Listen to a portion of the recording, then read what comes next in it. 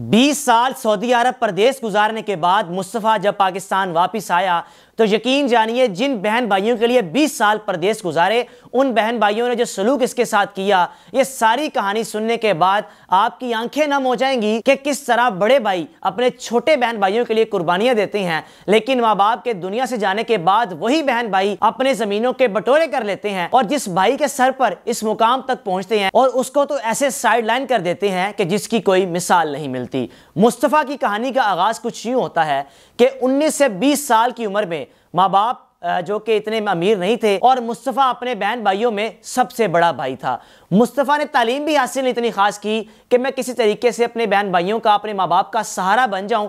छोटी उम्र में ही 19 से 20 साल की उम्र में सऊदी अरब चला गया। मुस्तफ़ा को सऊदी अरब जाते ही क्रेन ऑपरेटर की नौकरी मिल गई। मुस्तफ़ा की उम्र 18 से 19 साल थी, लेकिन अपना आईडी कार्ड पर अपनी उम्र बड़ी लिखवाकर यानी 21 साल उम्र करने के बाद मुस्तफ़ा को वीज़ा मिला और सऊदी अरब चला गया। सऊदी अरब जाते ही सबसे पहले अपने घर के मामलात ठीक किए, अपने बहन भाइयों को संभाला। माँ बाप जो कि ज़ईफ़ हो चुके थे, अपने बहन भाइयों को पाला पोसा, यानी पैसे बेचता रहा कि मेरे बहन भाई जवान हो जाएं, इनकी जिंदगियां बन जाएं, मैं इनके लिए कुर्बानियां दे देता हूं। अब मुस्तफ़ा अपनी नौकरी वहां पर कर रहा था, पाकिस्तान में पैसे भी बेचता जा रहा था। मुस्तफ़ा की बहनों की शादियों का वक्त आया। मुस्तफ़ा ने अपनी दोनों बहनों की शादियां कर दी कि पहले मेरी बहनों की शादियां हो जाएं, फिर उसके बाद मैं अपनी शादी करूंगा, क्योंकि बाकी दो भाई छोटे थे। अब दो बहनों की शादियां बड़ी अच्छी तरीके से की। 15-20 साल के दौरान 4 से 5 मरतबा जब पाकिस्तान आया भी तो अपनी बहनों के लिए तोहफे तोहफ़ लाता रहा, अपने भाइयों के लिए तोहफे तोहफ़ लाता रहा।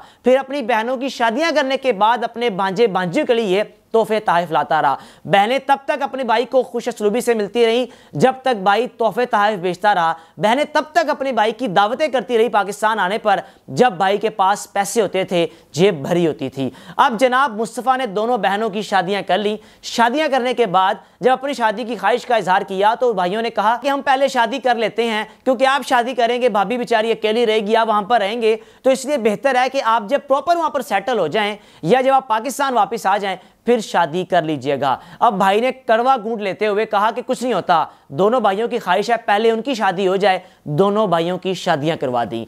अब शादियां करवाने के बाद पाकिस्तान पैसा बेचता रहा। जब तक पाकिस्तान पैसे बेचता था मुस्तफ़ा की इज्जत की जाती थी। अब मुस्तफ़ा की बदकिस्मती के पहले मुस्तफ़ा के वालिद का इंतकाल हुआ, फिर मुस्तफ़ा की माँ का भी इंतकाल हो गया। सिर्फ एक माँ थी जो बार बार कहती थी बेटा अब तुम पाकिस्तान आ जाओ, तुम भी शादी कर लो, 40 साल तुम्हारी उम्र हो गई है, कब शादी करोगे। लेकिन मुस्तफ़ा अपने बहन भाइयों के लिए मुसलसल कुर्बानियां देता ही जा रहा था कि आज मुस्तफ़ा तन तनहा अकेला ज़िंदगी गुजार रहा है। अब मुस्तफ़ा के साथ हुआ कुछ यूँ कि जब 20 साल सऊदी अरब में गुजार लिए, 40 साल उम्र हो गई, तो माँ के इंतकाल के बाद बहन भाइयों ने क्या किया, मुस्तफ़ा से पूछे बिना पहले तो जमीन के बंटवारे किए। 5 बहन भाई थे, लेकिन जो सबसे बड़ा भाई बाहर था उसको नहीं बताया। 4 बहन भाइयों ने बंटवारे करके अपना अपना हिस्सा अपने पास रख लिया और फिर अपने भाई को बताया कि 20 साल जो आपने पैसे बेचते रहे, माँ ने ये घर ले लिया था, वालिद ने ये घर लिया, हमने वो घर बेच दिया, हमने आपस में हिस्से कर लिए, अब हम अलग अलग अपने घर में रह रहे हैं। आप तो सऊदीया में हो, आप अपने पैसे कमा लोगे,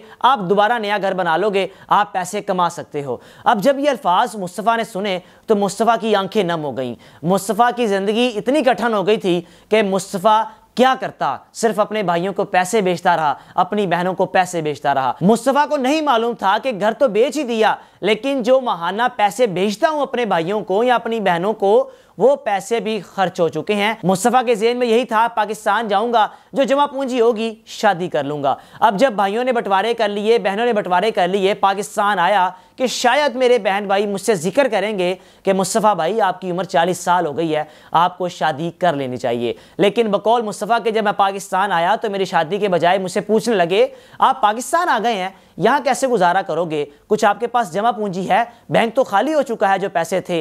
ये सुनने के बाद मुस्तफ़ा मज़ीद परेशान हुआ कि मैं तो जो ख्वाब सजाए पाकिस्तान आया था कि वहाँ पे कुछ अरसा रह लूँगा, शादी कर लूँगा, बहन भाइयों के पास ज़िंदगी गुजार लूँगा, चला जाऊँगा, बीवी को भी पास बुला लूँगा, लेकिन बहन भाइयों ने तो मुझे शादी के काबिल छोड़ा ही नहीं, मेरी जमा पूंजी भी ख़त्म कर दी।